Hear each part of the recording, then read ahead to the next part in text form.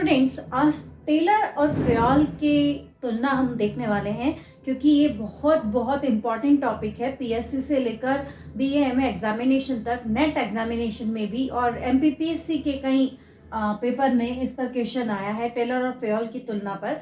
तो हम इसको बहुत ही कम शब्दों में अच्छे से समझेंगे। शब्द जब ज़्यादा होते हैं तो आप कंफ्यूज हो जाते हैं, इसलिए कम शब्दों में अच्छे से समझाने की मैंने कोशिश की है। और जो हमारा तरीका रहता है टेबल फॉर्म में हम इसको समझेंगे।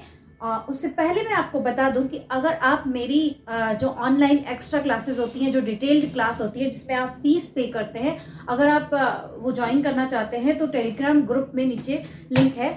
ये सिर्फ पब्लिक एडमिनिस्ट्रेशन के स्टूडेंट्स के लिए है, अलग से लिंक है टेलीग्राम चैनल का, वहाँ आप ज्वाइन कर लीजिए तो वहाँ आपको इन्फॉर्मेशन मिल जाएगी।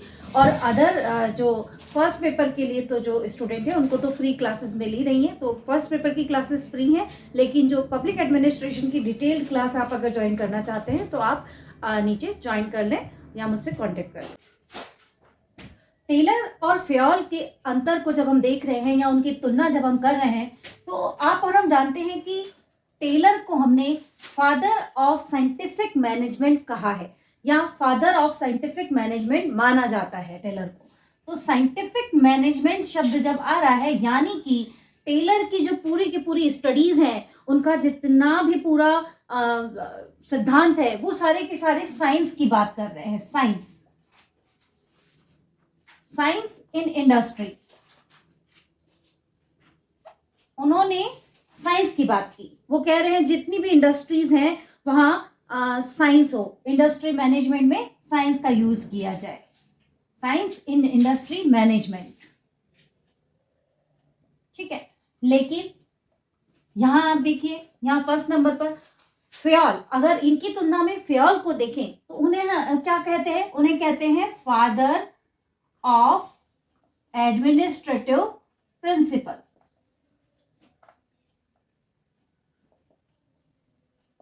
फादर ऑफ एडमिनिस्ट्रेटिव प्रिंसिपल या फादर ऑफ मैनेजमेंट प्रिंसिपल्स। जब ऐसा कह रहे हैं हम तो बात क्या हो रही है? एडमिनिस्ट्रेटिव प्रिंसिपल उन्होंने दिए, यानी कि उन्होंने एक सिस्टमैटिक थ्योरी दी है, एक सिस्टमैटिक थ्योरी दी है। बिकॉज उनका जितना भी स्टडी है, उनके जितने भी प्रिंसिपल हैं वो बिल्कुल स्टेप बाय स्टेप हैं और बहुत ही सिस्टमैटिक वे में वो उसे समझा रहे हैं कि कैसे 14 प्रिंसिपल इंपॉर्टेंट है, कैसे मैनेजरियल एक्टिविटीज इंपॉर्टेंट है, पीओसीसीसी का जो उन्होंने बताया। तो ये पूरा का पूरा कंसेप्ट हमें यहाँ समझ में आता है कि दोनों में सबसे पहला डिफरेंस तो यही है कि उन्हें कैसा, उनकी जो थ्योरीज थी वो कैसी थी। सेकेंड डिफरेंस की बात करें हम, अगर सेकेंड और वेरी इंपॉर्टेंट डिफरेंस जिसके बारे में आप समझते ही मतलब आपको याद ही हो जाएगा वो सुनते ही, इनकी जो स्टडी थी टेलर ने जो स्टडी किया, टेलर की स्टडी जब हम देख रहे थे तो हमने देखा कि उनकी सारी studies bottom to up theory थी, यानी कि उन्होंने फोकस कहाँ किया? इनकी जो थ्योरी है उसको बॉटम टू अप थ्योरी कहें तो कोई बुरा नहीं होगा, बॉटम टू अप। यानी कि इनका जो फोकस था, हम जानते हैं कि इनका पूरा का पूरा फोकस कहाँ था इनका फोकस? इनका पूरा का पूरा फोकस था, focus on workers activities, workers activities पे फोकस था। हम जानते हैं कि जब वो बात कर रहे हैं अपने मिडवेल एक्सपेरिमेंट में या वो बेथलेम एक्सपेरिमेंट में जब बता रहे हैं, वो फावड़े का प्रयोग करने की बात कर रहे हैं, वो टाइम चार्ट की बात कर रहे हैं, वो पेमेंट की बात कर रहे हैं और उन्होंने फंक्शनल फॉर्मेनशिप की बात की। तो जब वो ये सारी थ्योरीज दे रहे थे तो उनका पूरा फोकस किन पे था? वर्कर्स पे था। बॉटम टू अप थ्योरी, वो कह रहे हैं कि अगर वर्कर्स अच्छा काम करेंगे तो ऑटोमेटिकली प्रोडक्शन अच्छा होगा। और जब हम नीचे से अच्छे से शुरुआत करते हैं, बॉटम यानी कि वर्कर्स का अगर वर्किंग शेड्यूल अच्छा है, उनकी सैलरी अच्छी मिल रही है, वर्किंग कंडीशंस अच्छी हैं, सोल्जरिंग नहीं हो रही है, तो जो सिस्टम है वो पूरा सही रहेगा ऊपर तक। लेकिन यहाँ फ्योल की अगर बात करें तो फ्योल थोड़े से इनसे अलग है, थोड़े से क्या मैं कहूँगी पूरे ही अलग है। उनकी जो थ्योरी थी वो टॉप डाउन थ्योरी है। आप जानते हैं कि उन्होंने मैनेजरियल एक्टिविटीज की बात की। वो कह रहे हैं कि अगर ऊपर से मैनेजमेंट सही होगा तो बाकायदा नीचे तक पूरा का पूरा मैनेजमेंट सही रहेगा। इनका जो फोकस था वो किस पे था? Focus on managerial activities. ठीक है। तीसरा और इंपॉर्टेंट डिफरेंस, ये भी बहुत इंपॉर्टेंट है, क्योंकि देखो यहां आपको सिर्फ शब्द मिल रहे हैं। मैंने कोशिश की है कि बहुत सारी किताबें पढ़कर आपके लिए एक शॉर्ट समरी बनाई जाए, ताकि आपको जब जो स्टूडेंट पढ़ाई करना चाहता है ना सीरियसली, उसको अगर ये चीज मिल जाती है तो उसके बाद उसके लिए नोट्स बनाना बहुत आसान हो जाता है। लेकिन अगर आपको ये मेहनत करना पड़े कि आपको 4 बुक्स बैठकर लिखना पड़े डिफरेंसेस या समझना पड़े उसको, तो आपके लिए मुश्किल हो जाएगा। यहाँ आप शब्दों से ही समझ जाएंगे और फिर उसको लिखना आपके लिए बहुत आसान होगा थ्योरेटिकली। माइक्रो थ्योरी कही जाती है इनकी जो थ्योरी है, टेलर की जो थ्योरी है उसे माइक्रो थ्योरी कहते हैं, और इनकी थ्योरी को कहते हैं मैक्रो थ्योरी। क्यों है भाई ऐसा? माइक्रो थ्योरी कौन सी थ्योरीज होती है? जो कुछ लिमिटेड एरियाज की बात करें।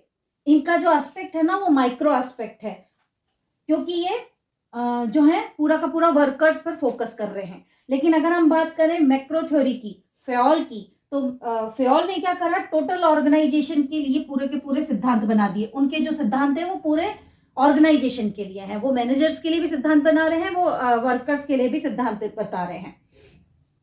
इनकी जो अप्रोच है, इनकी जो अप्रोच रही वो कैसी रही?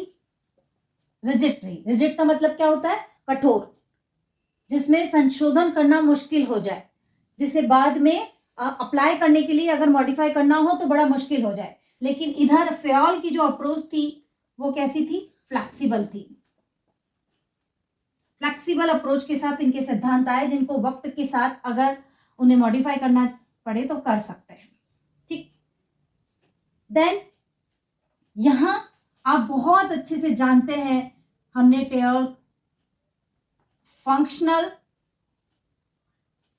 फॉर्मेनशिप, टेलर का फंक्शनल फॉर्मेनशिप का सिद्धांत हमने देखा था। साइंटिफिक मैनेजमेंट और फंक्शनल फॉर्मेनशिप दोनों सिद्धांत को हमने समझा था। तो फंक्शनल फॉर्मेनशिप की बात में आप समझ गए थे कि वो बात कर रहे हैं, क्या बात कर रहे हैं वो, कि एक ही वर्कर के ऊपर 8 बॉस हो गए थे, 8 बॉस थे फंक्शनल फॉर्मेनशिप में। लेकिन ये जो फेयोल है ना, फेयोल ने बहुत ही कट्टरता के साथ यूनिटी ऑफ कमांड की बात की है। Unity of command, unity of command का मतलब आप जानते ही हैं। यूनिटी ऑफ कमांड का मतलब होता है जितनी भी कमांड आए वो एक ही बॉस से आए। अगर ये वर्कर है तो इसका एक ही बॉस हो। यूनिटी ऑफ कमांड और फंक्शनल फॉर्मेनशिप दोनों एक दूसरे के जस्ट अपोजिट है, और फेयोल कट्टरता से यूनिटी ऑफ कमांड को फॉलो करने के लिए कहते हैं। 6, टेलर और फेयोल के पूरे सिद्धांतों को अगर देखें ध्यान से, तो 6 और लास्ट अगर हम इनका तुलना या डिफरेंस जो लिखना चाहें तो हम कहेंगे कि इनका जो रहा, ये जो रिलेवेंट रहा, इनका रिलेवेंस रहा, किसमें रहा? टेलर के जितने भी सिद्धांत थे उनका रिलेवेंस मेनली कहाँ रहा? प्रोडक्शन एक्टिविटीज में रहा। इनके सिद्धांत कहाँ काम आएंगे? फैक्ट्री में काम आएंगे। अगर प्रोडक्शन अच्छा करना है या वर्कर्स पर ध्यान देना है, या कहीं ना कहीं अगर सिर्फ एक इकोनॉमिक मेन बताया क्योंकि उन्होंने वर्कर को, तो अगर एक इकोनॉमिक पर्सपेक्टिव से देखें तो ही उनके सिद्धांत जो हैं वो काम आएंगे। लेकिन अगर फेयोल की बात करें तो इनका क्या है? वाइडर माना जाता है। इनका जो रिलेवेंस है वो वाइडर है। क्यों? क्योंकि इन्होंने ओवरऑल पूरे सिस्टम की बात की है और ऑल फंक्शनल एरियाज की बात की है, या फंक्शनल या एडमिनिस्ट्रेटिव एरियाज की बात की है। यहां हम कहेंगे कि हायरार्की में सभी स्तरों की बात की है। तो एक तरह से लास्ट जब आप पॉइंट लिखेंगे तो आप कहेंगे कि अगर रिलेवेंटली देखें तो फ्योल का जो सिद्धांत है वो सारे के सारे वाइडर रिलेवेंस रखते हैं कंपेयर टू टेलर।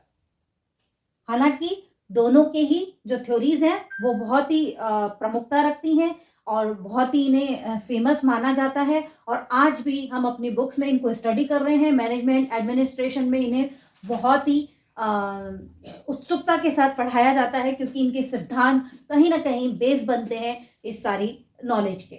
तो ये था दोनों का डिफरेंस। आई होप आपको समझ में आया होगा। इसमें कुछ कंफ्यूजन हो तो आप कमेंट में लिख सकते हैं।